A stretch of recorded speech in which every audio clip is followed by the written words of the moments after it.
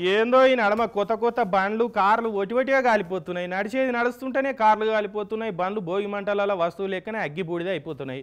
మరి షాక్ తోటి అట్లా అవుతున్నదా ఏందనేది తెలుస్తలేదు. గట్లనే మంచిర్యాల కాడ కూడా నడిచేది నడుస్తుంటేనే కొత్త బైకు బగ్గున మంటలా కాలిపోయిందట.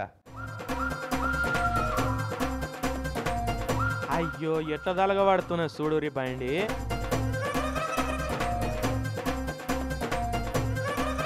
అలా డొక్కు డక్కోట బండి కూడా కాదు, లేటెస్ట్ మోడల్ బండి ఉన్నది. నడిచేది నడుస్తుంటేనే ఎవరో పెట్రోల్ పోసి అంటు పెట్టినట్టే బర్ర బర్ర మంటలు వేసినాయట. ఇక చూసేది చూస్తుండగానే సురగా ఆలిపోయింది అంతా. నయం బండి నడిపే బ్రదర్ జల్లిగా పసిగట్టి బండిని పక్క కాపిండు. కానీ అప్పటికే బండి బాగానే కాలిపోయింది. చుట్టుముట్టు చూసి బకెట్ల నీళ్ళు పట్టుకొచ్చి బండి మీద పోసిరు.